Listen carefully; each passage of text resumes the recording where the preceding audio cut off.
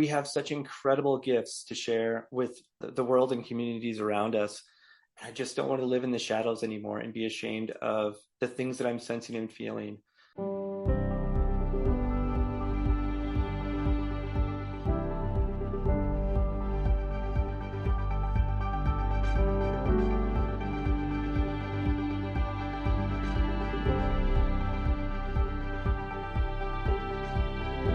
Welcome to the Highly Sensitive Podcast. I'm Lauren LaSalle, and I'm a former therapist, a highly sensitive person, and a boundary and self-care coach for highly sensitive people. My goal for this podcast is to create a feeling of community, be a supportive place for HSPs, and to normalize our experiences as highly sensitive people, because I'm pretty sure we've all spent way too much time feeling like we're weird or don't fit in. Well, guess what? Here you fit in perfectly.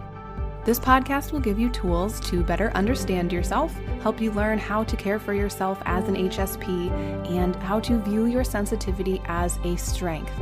So thank you so much for being here and for joining me, and let's begin.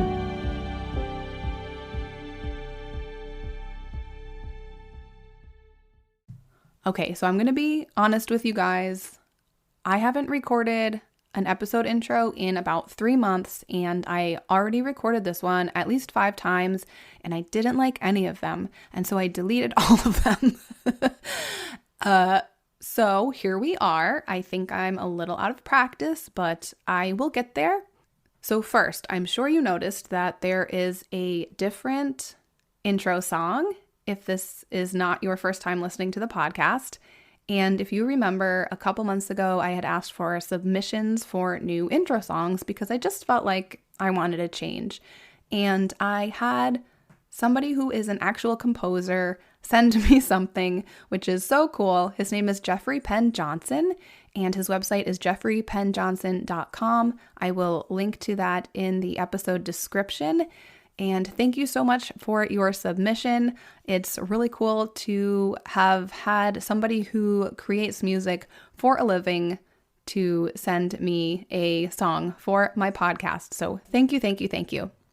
Something else that I'm really excited about is my new app called Reclaim. It is a self-care and boundary setting app for HSPs. I know, big surprise.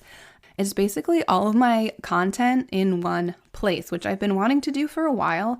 And so now that it has happened, I am very happy and excited about it. So here's what's in the app. You have a meditations library that are guided meditations recorded by yours truly, my 7-day boundary setting challenge, my master classes. I have specifically boundary setting and self-care podcast episodes that are episodes from this podcast that I have put in there for people to easily access those boundary setting and self-care episodes. I have downloads such as my boundary setting workbook and self-care guide for HSPs. And I have a bunch of journal prompts for self-care and boundary setting. I will be adding more to all of these sections as time goes on, maybe adding new sections, so I'm very excited about that. There's also a place to track your sleep, your stress level, a couple other things. I also have my highly sensitive community, which used to be for highly sensitive parents, but now it's open to anybody. We meet once a month on Zoom, in addition to ongoing conversations in the community, and our Zoom meetings have been so much fun. We sort of instantly connected, which was kind of a new experience, I think, for all of us. And I don't want to say too much just for confidentiality's sake, but it's been really, really great. And I would love to have more people in the community as well. So I would love to see you there. The app is free to download, and then there are different plans depending on if you want access to all of the content plus the community, or if you just want access to the community, there is a plan for that as well. I will put more information as well as the links to download the app in the episode description. So full disclosure, there has been ongoing issues with the app in the Google Play Store. So it's not in the Google Play Store yet. So if you have an Android, you can use the web version of the app. And then once it's available in the Google Play Store, you can download it and just use your same login information and it will work. So, my guest today is James Lawton, and he is my first highly sensitive male guest on the podcast. So, that is pretty cool. I'm excited for that. We recorded this, I think, back in November, so it's felt like it's been a really long time since we recorded. So, I'm glad to get this out to you. So, James is a proud HSP with an INFP personality type. During the week, he's a chemist by day and a loving dad to 3 amazing children by night who continuously redefine his understanding of parenthood in all the best ways. His life's journey from adolescence through adulthood has been a never-ending pursuit for answers, seeking to understand why he perceives and experiences the world in ways that often set him apart from those around him, especially with other men. It's a journey that has not only shaped his life, but has also provided him with profound insights into the beauty of human emotions and connections. James and I talked about so many different topics. It was a great conversation. We sort of go off on a tangent about Lost, the TV show, in the middle of it, so bear with us if you have no idea what we're talking about. It's definitely worth listening to the rest of the episode, though. So without further ado, here is my conversation with James. So what was your experience like discovering that you're highly sensitive? Oh, that's a great question. It was a while ago. I'd say about 20 years ago is when I came across the first term HSP. It had to do with Dr. Elaine's book, which I think so many of us ended up discovering at some point along the way.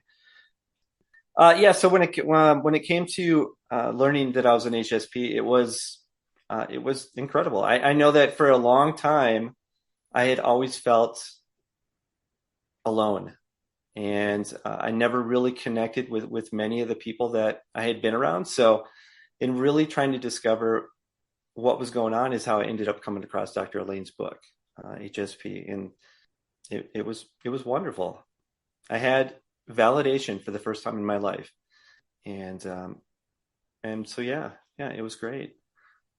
Do you remember how you found out about it? Like, did you come across the book and you were like, oh, this sort of sounds like me? Because I feel like right now or within the past few years is when it's a lot of people are learning about it. But 20 years ago, that seems like it was still really unknown and it was just sort of getting out there. Yeah, it was a lot of internet searching. Mm.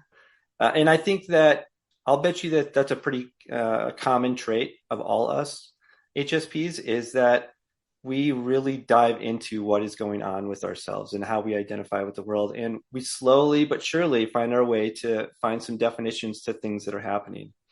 There are no words to really describe a lot of what we experience yet. And so at the time when I was doing my searching, I came across a lot of terms such as empath. And there was still a lot of things that I didn't relate with in the areas of being empathic. And then through that, I ended up discovering a highly sensitive person, HSP, which was through Dr. Elaine in her book. And I ended up finding a free download for one of her ebooks. And I got it to preview, and I think I ended up buying it within a week. But it came through just a lot of internet searching, just nonstop searching to figure out what is going on. So yeah, there wasn't much out there. And that's why I think even at the time when I discovered it, I still had no one to really talk to about it, because there was nobody out there really discussing it. There were no support groups. There were no online, there wasn't an online presence of people to talk to at the time. And so I still felt isolated and alone, even though I had words to what was going on. There, like you said, not a lot of people were really talking about it 20 years ago. And I'm really happy to hear that you're seeing a big uptick in terms of people really talking about it within the last few years. Yeah.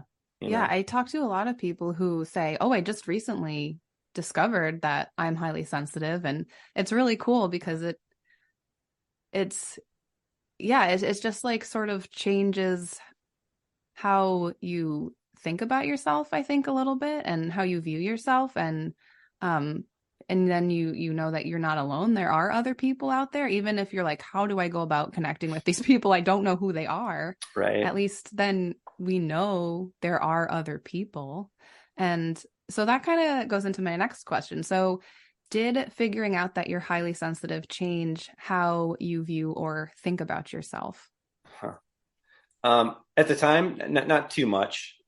Just because, like I said, there was no one to really talk to about it. Even with, I think, because I was just finishing up school, and I still felt alone about it. It wasn't until much later that I really started to engage with the whole idea of being in an HSP, that I really started to embrace it, um, and have take pride in it. I do know that there was this point where being a man and learning that I was HSP was like uh, sort of a double-edged sword. I was really excited that I now had a better understanding of some really cool, awesome traits of mine. But then there was part of me was like, oh my gosh, but it doesn't really fit well within society in terms of the norms of being a man. Mm. Um, and it was kind of a double-edged sword. It wasn't until I ended up, like I said, starting to embrace it much later in life. I'd say within the last 2 to 3 years that I started to really try to reach out and discover other men who are also HSPs. I did find a couple groups out there, but they're not really active. So it's, again, you're not really having these meaningful conversations that I was hoping to have. Um, and to be even, to be honest, you're probably the first face-to-face conversation that I'm having with someone who says that they're HSP as well. Wow. Yeah. So Well, I'm that, honored. yeah, well, I mean, it's exciting, you know. Yeah. I've always wondered what it would be like. I mean, that's how I've always kind of thought about it. And so it's changed my life dramatically. I'm just so eager to come out of the shadows and to speak and to engage with other people that are going through it as well in a very meaningful way. And that's what's really kind of put me out there, even now, just to start talking with you, and to come on the podcast. Yeah. Mm-hmm. So Well, it's had a that's profound awesome. effect. Yeah. It just took a while. Yeah. I think I know other people, other guests have said that too. And I think it was the same for me. I mean, it doesn't seem like it was as long as it was for you to kind of like come to terms with it, but it's kind of like you find out that you're highly sensitive and you're like, that does sound like me. Wow. And then it's kind of like, huh, okay. Like now what am I supposed to do with this Right. information? And you kind of like let it marinate for a little bit and come back to it and sort of then start to figure out like what that means for you and your life. Yeah. And there's so many incredible aspects of HSP that I spend daily trying to figure out the best way to utilize this gift in a way that really has a meaningful impact on the lives of people around me. I do struggle at times trying to figure out what that is, and I wish it was better well defined. Of this is what you need to do, Mm-hmm. because I don't want to waste it. I don't want to just sit back and not do anything with it, because there are some incredible aspects to it that allow me to be really engaged completely in the presence of another person when they're talking to me, that I Mm-hmm. don't think most people can do. And I think it should be used in a way that isn't wasted, you know, and I'd love to figure that out as well. But um, anyway, one step at a time. Yeah. I mean, I think this is a great first step, Sure. Yeah, being on the absolutely. Yeah. podcast and sharing your experience and for everyone listening. So James had emailed me because he listens to the podcast saying that he really enjoyed it and he was suggesting an episode about like to have a highly sensitive man on and I said I don't really have anybody reaching out to me or when I ask for people to contact me to be a guest. I don't have men. So would you like to do it? So he said, sure. So Yeah. that's how we got here. So thank you for doing this. Yeah. And on behalf of all of the men who listen, I'm hoping that some of them will be able to resonate with what you're sharing and feel less alone and like, oh, there are other men out there. It's not just all women. Sure. Yeah. I hope I do him proud. Yeah, I'm sure you will. So what are some of the challenges that you've run into in your life being a highly sensitive man? Because I'm sure there are a lot of differences between being a highly sensitive man and a highly sensitive woman just in this society. Yeah. And the only perspective I have is what it's like to be me. I don't want to pretend that it's at all a common trait between all men, but I do know that in my experiences, I have always struggled to really connect in a meaningful way with other men, very much so. I do have a couple really close friends of mine, but just over the years that we end up getting married, having kids, and we've just sort of lost touch, um, and we just haven't really been able to reconnect since then. And a lot of that has to do with the fact that I traveled a ton in my 20s and 30s. So a lot of my friends are scattered throughout the world. Yeah, so being a man with it it's been really difficult to try and one connect with other men because there's a lot of stereotypes that I've run into that I just don't understand the behavior of. And the other aspect is I'm more interested in a meaningful connection with somebody else versus a lot of shallow connections with many. And I'm always searching for that deep connection with another person. But a lot of times it just stays shallow. It just stays on the surface. And it's really hard to get fully engaged into, well, tell me more about what's going on in your life. Like I'm always here if you ever need an ear. And but that never happens because I just don't think it's natural for any guy to just really share the struggles that they go through. Mm. So it just stays on the surface a lot of the times. And that's one of the things that I do struggle with because I can feel it. I can feel there's a lot more going on. And that makes it more difficult because I know they're not telling me everything. And so there's Mm. confusion on my end in the sense of, well, what's going on? Like, why isn't he really sharing? But it's just the stereotypes really playing to it. It's just men are not comfortable sharing their feelings a lot. At least that's what I've run into. It takes a lot of work on my part to really get some of my male friends to open up, but it just takes time and effort. The other thing I run into as a man is it's hard for me to have these kind of conversations about the things that I experience with even women, in my relationships, in my past marriage. It was a real struggle to get a sense of understanding from my partner as to what I was experiencing and going through in my life because it was you are way overreacting. It was you're overthinking things. It was that's your issues. You need to deal with it. There was never a sense of understanding or acceptance. It was more of a problem than anything. So I never really had a great experience sharing that within my past marriage. So that's always been another issue as well, is figuring out ways that it can add value to a relationship and ways to, like even in one of your earlier podcasts, which I thought was great, Gina, your guest, had mentioned that her husband was going through a really difficult time and she was trying to be there for him in all ways that she could be. But there were moments where he just needed to feel it alone. He needed that space. And it really stuck out because I know that when I'm in difficult times in a relationship, I am such a mediator in terms of trying to really mitigate the problem. And because I can feel it, 100% of it. And I just want to fix it. And I love talking things through. And I'm an open book when it comes to that. But a lot of people aren't. I haven't come across many that are really comfortable doing that yet.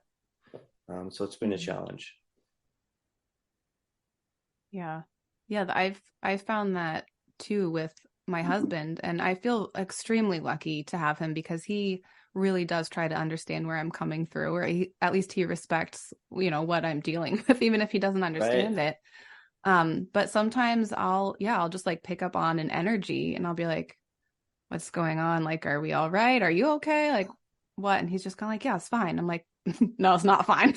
Right. Don't give me that because I know it's not. But yeah, he just like needs some space and I'll want to go give him a hug. I don't know what's going on, but I feel like he needs a hug. And he's like, just it's fine. Just it will be okay. Just, I don't need a hug. I don't need to talk about it. We're good. So yeah, I totally get what you mean about yeah, like feeling it Yeah, and you can't turn it off, right. you know? Yeah. And then you feel like I need to do something about this. I don't know if we want to fix things because we want to stop feeling it or because we want to help them or like a combination of both, but it does seem really common. It's a great question. I would love to spend more time talking about that at some point, but I Hmm. think in the immediate sense, there's that need of just somebody's hurting and you want to be able to help them. Um, Hmm. at least I hope that's what I'm doing more so than the other, you know? Right. Because I, Yeah. I mean, I'm sure it varies by the situation too, but yeah, we do so want to be there for other people, even if they don't really want us to right. be Yeah, sometimes. absolutely. Um, yeah. So yeah, when it comes to just being in the midst of other people, especially as a man, there's just typical stereotypes that I just don't fall in line with. I never have. I've never understood jock talk, just in regards to the opposite sexes, and I've never understood.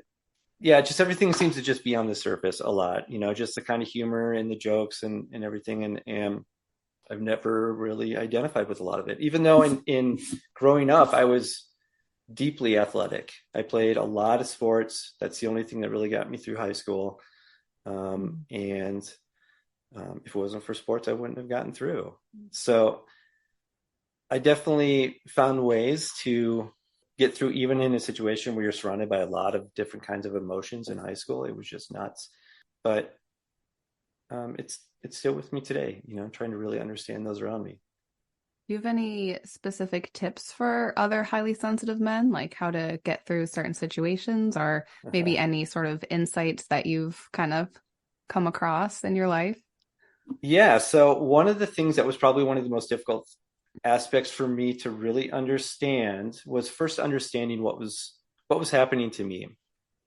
My first advice is just to really understand yourself, specific to yourself, in the situations around you. I know one of the things that I've spent a lot of time on is just paying attention to your physical responses in any given Mm. situation and start making a mental note of when I'm in this situation, this is the kind of response I get. And then you start learning your different responses, what you react to.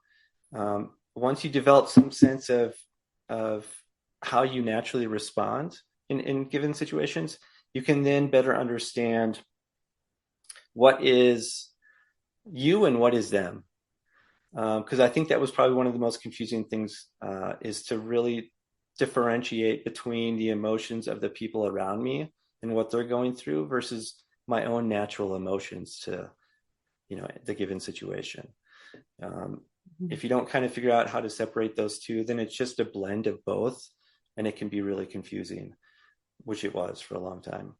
But once you kind of figure that out, my next advice is to just, like me, like what I'm doing now, reach out and find other men.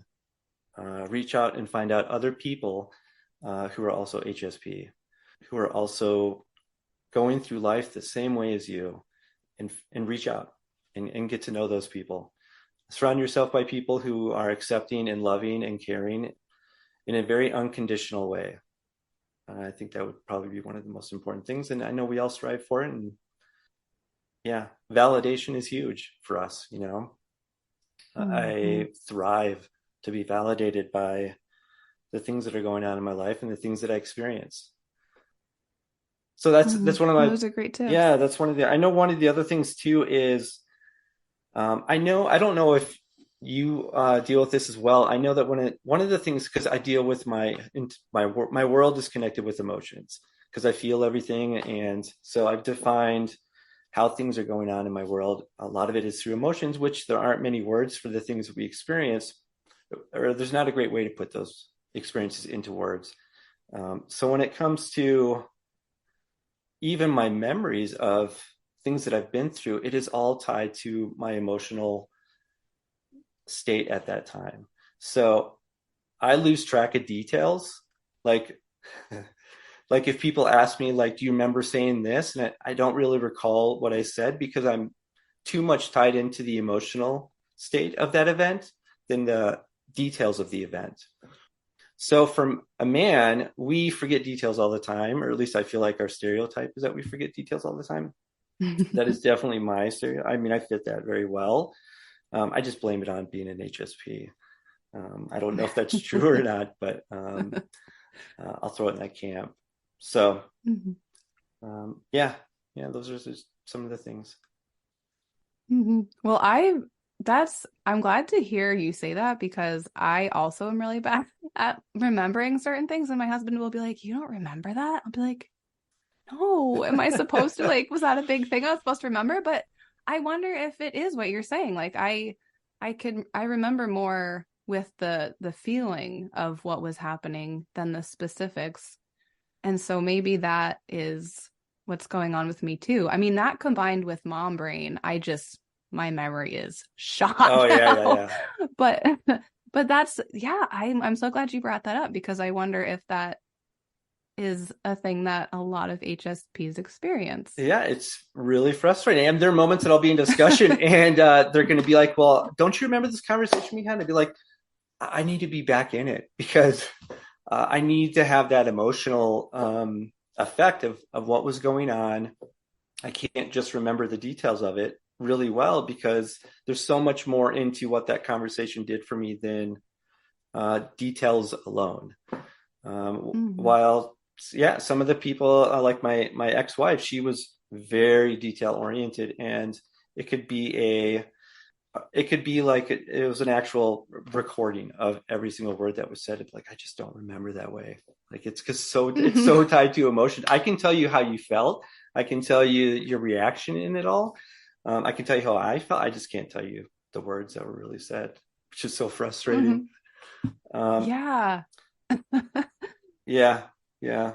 Yeah, Anyway, that's so funny. Because my husband will quote movies after seeing them one time, and I'm like, what the heck are you talking about? And he's like, oh, it's from that movie we saw 2 years ago. And I'm like, I remember if I liked it or not, or like, but I don't, how did you remember I know, and that? I'm amazed by people that can do that. There's no way I could do that. Yeah, that is Yeah. hilarious. Yeah, same thing with music. I don't know if you find yourself, which has got me in some really funny situations at times where I find myself, I'm so emotionally entwined into the music that I'm not paying attention to the lyrics, and I'm not really hearing the lyrics because the music is just it takes on a different meaning to me.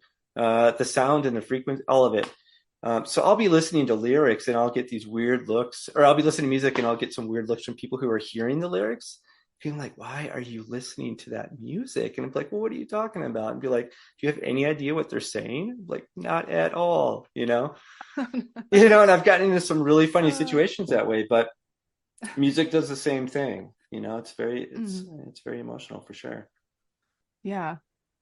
Well, cool. I'm really glad you brought that up because I thought I just had really bad mom brain and like a terrible memory, but No, oh maybe no, you're not it's not alone. that. Yeah, no. Maybe it's dad brain on my end, but no, it is not. Yeah. It's been that way for a long time. You brought up movies earlier. Do you ever find yourself engaging completely into the characters of the movie that you're with to the point to where like 20 minutes even after the movie, you find yourself um, sort of still in that mindset of the persona of the characters themselves of it just stays with you for a little bit. But you were hmm immersed Yeah. 100% into that movie. Yeah. Sometimes I have to like take myself out in a way because especially if it's like a painful scene or something, I don't necessarily like want to be in there. So I kind of have to like start looking at my phone, which I mean, it's good to feel emotions, but they're not mine. I don't want to feel them. Right. They're part of the movie. Yeah. Um, so yeah, and just becoming really attached to characters. Like I don't know, have you watched Lost, the TV Oh, show? have I? Yeah, I've Yeah. lost two Okay. weeks of my life just, you know. Yeah. Because I watched it like back around when it came out, and then I just started rewatching it now. So when I first watched it, I was in high school, Sure.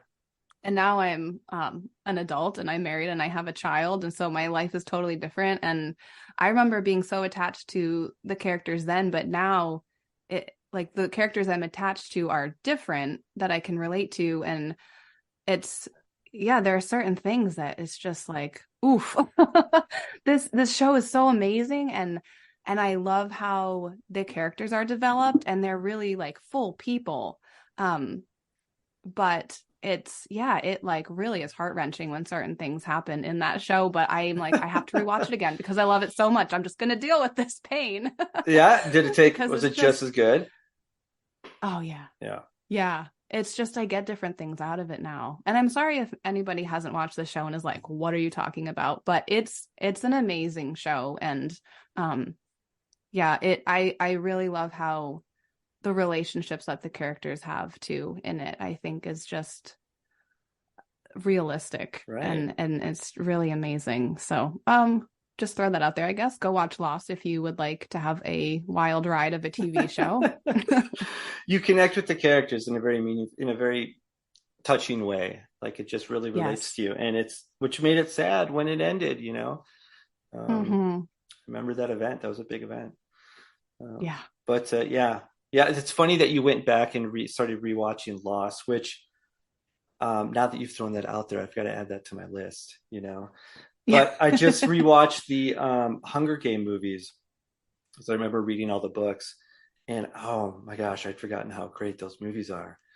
This they don't live up to the books as well, but just I love Katniss. So I mean, it's just in a sense of her character, you know, and the character development alone. I mean, it was great the way that yeah, you really connect with a lot of these characters, same ways that I'm sure you did with Lost just recently, Mhm. you know.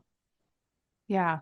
I think I mean I used to love horror movies. I don't know about you, but Huh. I used to love them, and I can't as I've become more aware of myself and like what makes me have an upset stomach.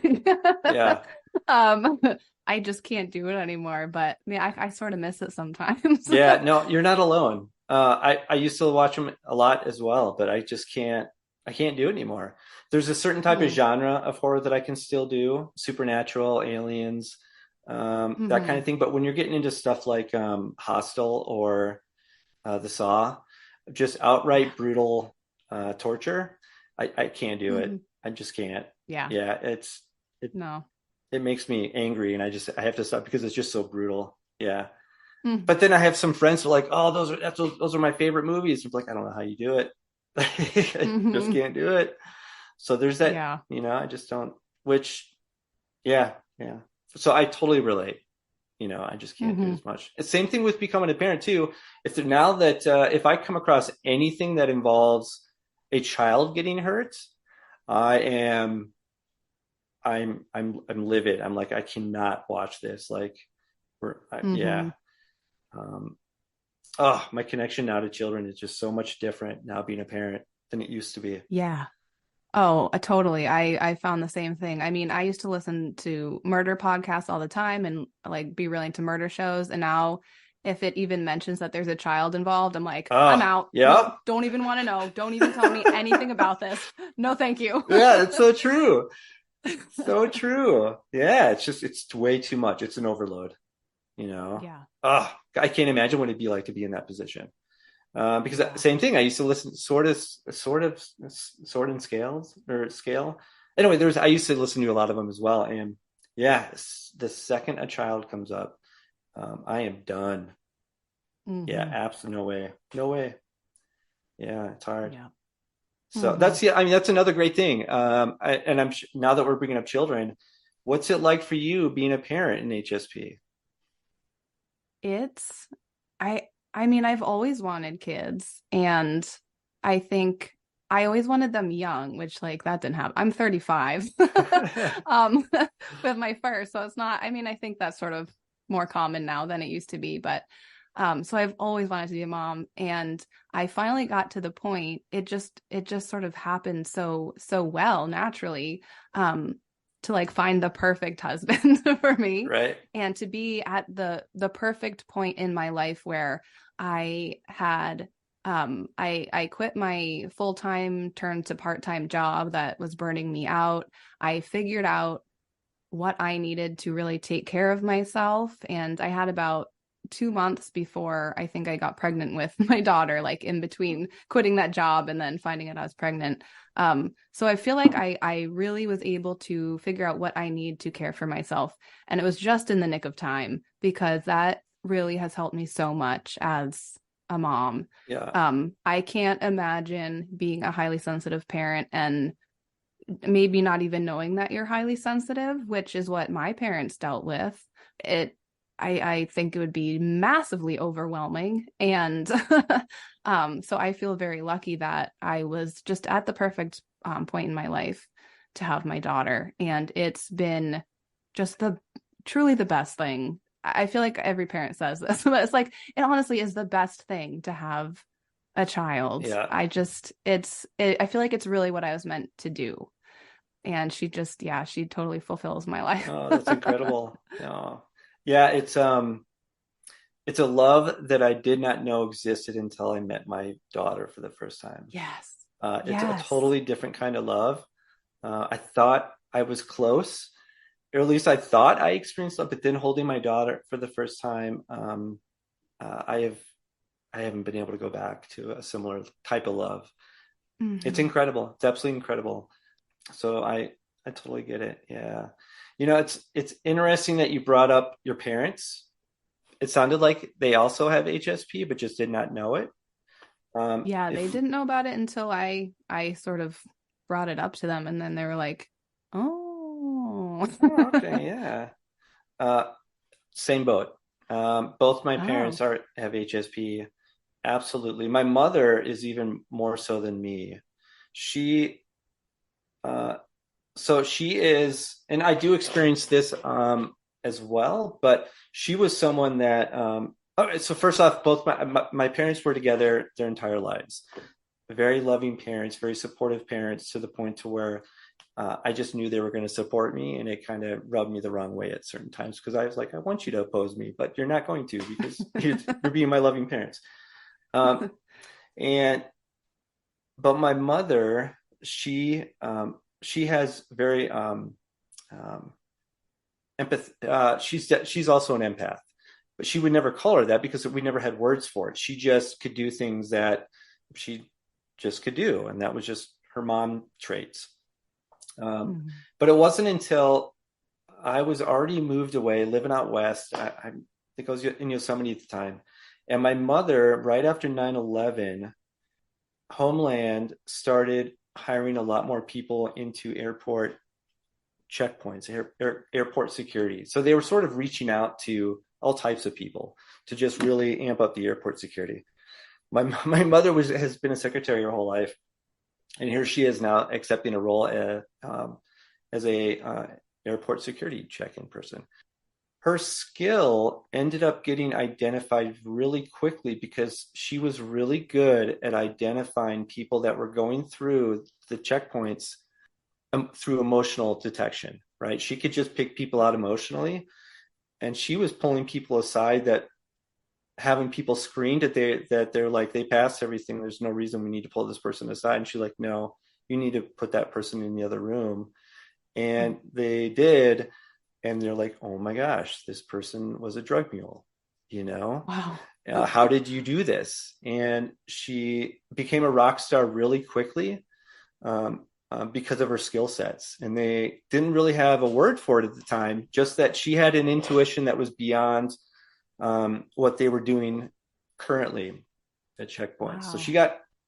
got checked out. I mean, she got picked out real quick. Um, but then, and that's when I was like, oh my gosh, mom, like, wow, that's pretty incredible that you're doing that, And I had no idea what airport she was even at because she couldn't tell me. Oh, Flying all over. And so it was really cool to learn that she was using her skills in a way that was really saving lives. yeah. And I was like, oh, Mom, put me in your position. I would love to do that. That sounds awesome. But then it finally, years later, they ended up only accepting people that had a background of security.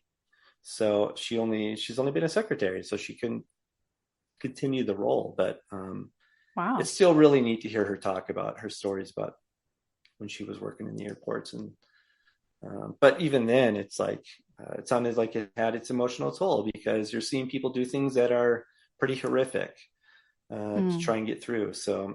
Um, so my mother definitely has it.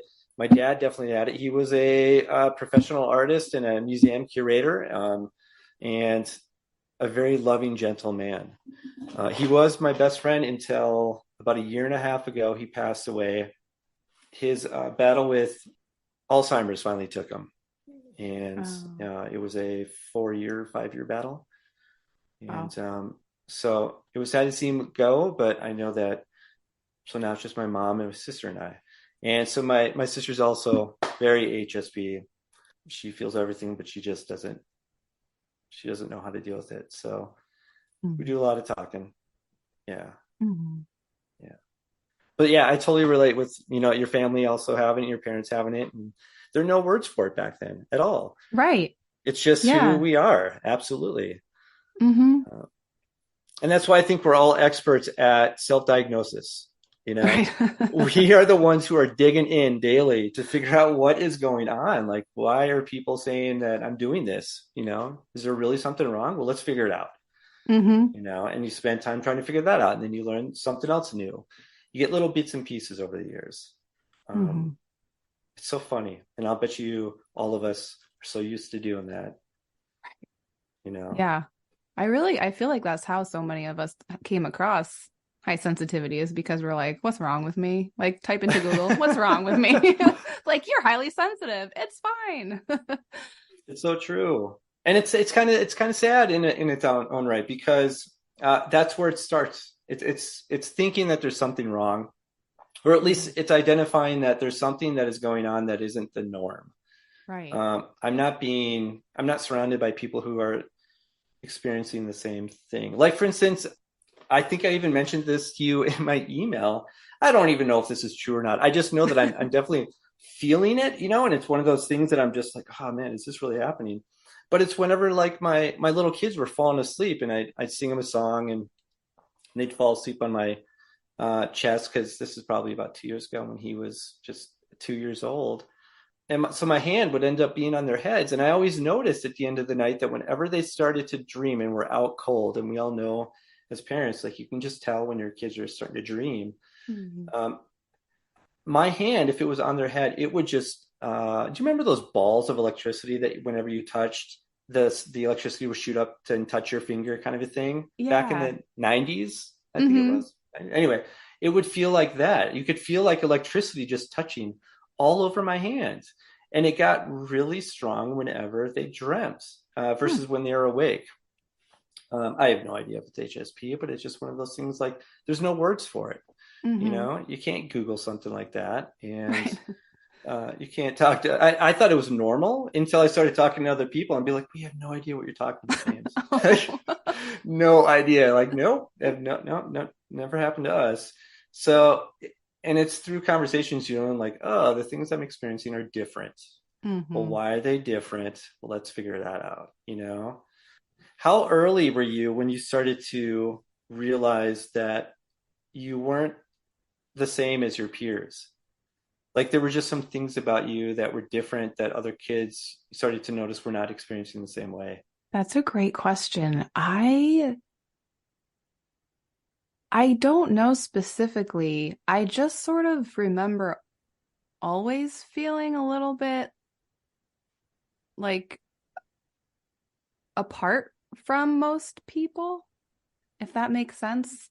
I don't know if it's because I was quieter or, like labeled as shy or what, but I always felt like I wasn't going to be able to fit in with most kids. And then of course you have the people that you instantly connect with and like those are your friends. But yeah, I don't know specifically, but I did have like really intense depression and anxiety when I was in like my mid-teens to early 20s. And that definitely, I think, sort of showed me like some things. Well, I guess looking back on it, it showed me something wasn't quite going right. Um, and I think it was just sort of a buildup of um, the way that people treated me, which I didn't really understand. Like, why are you uh, being so dismissive of how I'm feeling and what I'm saying, and just getting a lot of negative feedback about who I was. I know I just got like super deep into this question, um, No, that's so true though. and then it just all compiled into depression and anxiety, and there we were. And so it's like then you have to pull yourself out of that hole, and luckily I was able to, and just kept climbing up from there. But man, it really can pile on you as a child and as a youth, all of the negative messages. And I feel like a lot of us have dealt with that, if not all of us. Right. Because you just, I feel like there are very few environments that are like perfect for a highly sensitive kid, if that makes any sort of sense. Right. And uh, now understanding this as an adult and as a parent, I'm sure there's a part of you, I don't know, because your daughter, right? Mm-hmm. She's one or two? She's one. Yeah. She's one, yeah. So there's going to come a point where her personality is just going to blow up, and you're really going to see some incredible things. And I know that for me, my daughter she just turned 8, and I'm really recognizing that she's a highly sensitive kid. She really stims out in very specific moments, and her emotions are way too much. Mm. And I have to, and it's great as a parent because I can recognize what's going on, Yes. and I calmly just place my hands on her shoulders, just look her in the eye, and then I ask her just to count with me. Just get her brain focused on numbers, and just count and breathe, and you'll be just fine. So there's a lot of benefit to now as a parent with HSP on how to parent our children who also exhibit the same traits. Mm-hmm. And I know my mom and my dad, they never recognized themselves as the issues they were dealing with as a benefit in the issues that I was dealing with. Mm. Because I didn't know they were HSPs, Right. And so I'm excited to hear later on, if you're still doing the podcast like 5, 6, 7 years from now, how you are as a parent when it comes to your daughter, and Yeah. because it really becomes a great asset for Mm-hmm. them. But the reason I brought up how early were you? Do you remember? Because one of the things that I keep hearing when people start talking about it is it's pretty common for people I think we all start with the same narrative in the sense of I was always a little different Mm-hmm. than the people around me. For some reason, for me, there was a very specific. I can still remember the day, and I don't know why, but I can still remember the day that I all of a sudden felt different. And it was in fourth grade, and I was outside during recess. It was just different, and I don't know why. It was almost as if I went from being this other kid to now this other kid. Mm. I felt um, accepted, and now I was seeing things differently. And been it's been so yeah, it goes back quite far for me. Mm. But the same as a lot of us, in the sense of it just didn't really quite fit in the way that a lot of my other friends were able to. Mm-hmm. But you found your close knit friends. I had my really close friends in high school, and that's who you stick to, you Right. know. Mm-hmm. Yeah, so you find a way to make it work. But yeah, that's fascinating that it went back that far for you too.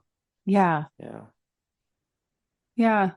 It's really cool to be able to talk to you and all of my other guests and just see how random people, like we're just random people to each other, really.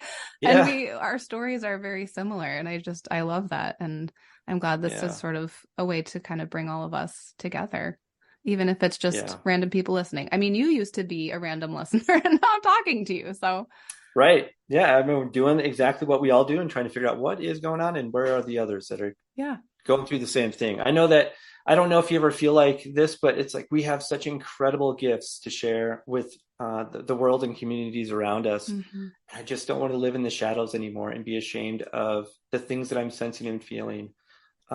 They are a positive trait to have, especially with everything going on in this world, to be able to share with other people, especially people that are hurting. And it just has to come forward and really we just need to come together. We're stronger in numbers, and it's time to bring us all together, and to start sharing our stories and to support one another.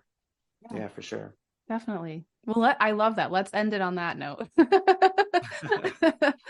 end it on Sure. that. So, if people want to reach out to you and connect with you, how can they do that? Yeah, so they can get a hold of me on my personal email. So that'd be J Lawton, JLAWTONII, because I'm the second, at gmail.com. Awesome. And I'll put that in the Yeah. episode description too. So, if people want to, they can just copy that and send you an Yeah, email. absolutely. Yeah, I'd love to hear from you guys. So please reach out. Don't be afraid. Awesome. Well, thank you so much for being here and for sharing your experience. And yeah, it was great talking to you. Yeah, it was wonderful. And thank you for the invite. And I had a great time. Thank you so much for listening to the Highly Sensitive Podcast. You can help support the podcast by taking a minute to rate and review it, share a favorite episode with a friend, or become a subscriber on Patreon at patreon.com/highly sensitive podcast. Visit laurenlassalcoaching.com for free resources, information about my coaching programs, and to join my email list. You can connect with me on Instagram at Boundaries by Lauren or email me at lauren@laurenlassalcoaching.com.